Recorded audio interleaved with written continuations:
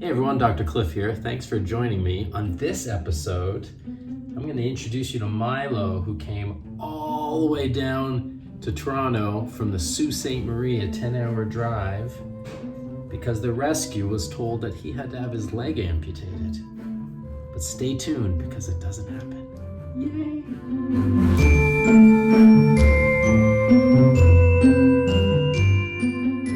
All right, thanks for joining us. So in this episode, we talk about this little puppy Milo. And Milo was rescued by this amazing animal rescue up in the Sault Ste. Marie area. He was kind of half of a pet, half of a street dog. And he unfortunately chased cars and got hit by a car and broke and dislocated his tarsus joint, which is his ankle, basically.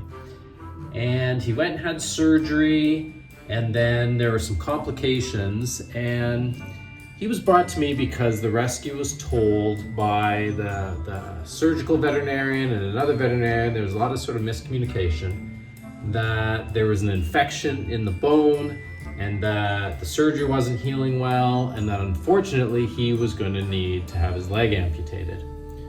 So I came in, he was staying here for a couple of days, I came in and introduced myself to him, and his tail was wagging. And he was kind of hopping up on his two back legs to try and get out of the fence, and he wanted to play. And so we took him for a walk, and while he was hopping around and not placing weight on the foot all the time, on some of the steps he was placing a good 30 to 40% of the weight on it. So we examined him, and I checked the incision, and it looked good, and there was no unusual pain at the surgical site. He didn't have any unusual swelling. He didn't have any edema. And the surgery that was done, which was appropriate, was to fuse that ankle joint. It's called an arthrodesis. So he didn't have any mobility in the ankle, which was appropriate. And the implants, the plate and the screws, looked good. So I had some serious doubts about him needing an amputation. Obviously, once we amputate, there's no turning back. So we gave him an injection of some happy juice, which took away the pain that he might be feeling, and sedated him so that we could stretch him out in a nice kind of doggy yoga pose for the x-rays.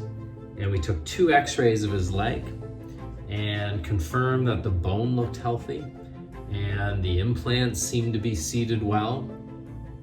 Now, I'm not a specialist. I'm only somewhat skilled in orthopedics, so I sent the x-rays off to a good friend of mine, Dr. Mitch, who is a bone surgeon and soft tissue surgeon, but he specializes in surgery in dogs and cats. So we actually got the report already back from Dr. Mitch, who's my surgery buddy, who specializes in orthopedics. So he said the plate is too big, so it's a little bit large, and the problem with that is it can cause weakness of the bone later on because it's kind of providing too much support. The bend should ideally be at the calcaneus, so over here instead of up here. And that screw, this screw here, should be going through the tarsus. It's kind of at the heel instead of more into the ankle. There is a screw through the calcaneus into the tibia, that's that big one there, and it will likely break in time.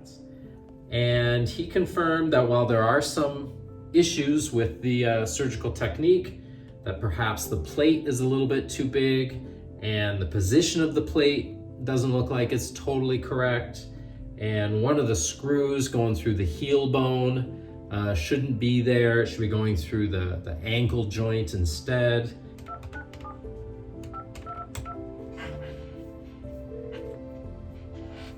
The concerns that Dr. Mitch has is that the plate is a little bit big, so that may be a problem down the road, that the plate and screws have to be removed, but that's not unheard of.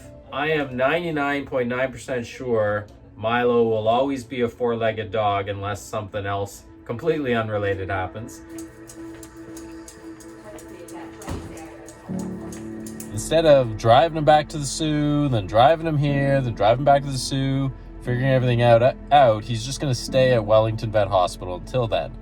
And instead of him staying in Wellington at night and on weekends, he comes home with me, and he plays with Ashley and Thalia, and he kind of runs around the backyard, which I've checked him out, and he's doing quite well. He goes on walks, and he sleeps in his crate nicely, and he is the sweetest dog in the world, and we're going to find him a forever home.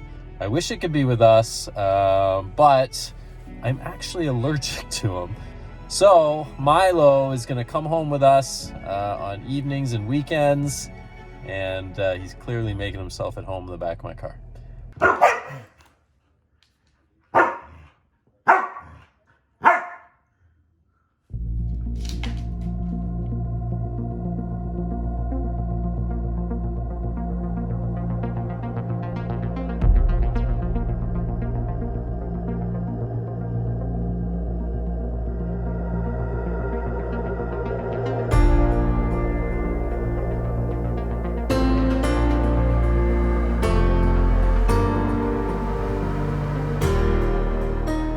So we got some exciting news.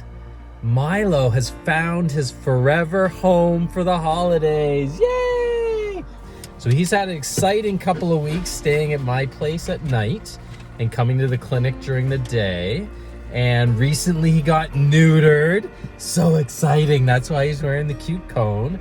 And we took an x-ray of his leg and things are healing up great. So we don't think we're gonna have to remove the plate or the screw. We certainly aren't gonna have to amputate the leg, and everything is basically hunky-dory. So, what do you say, Milo?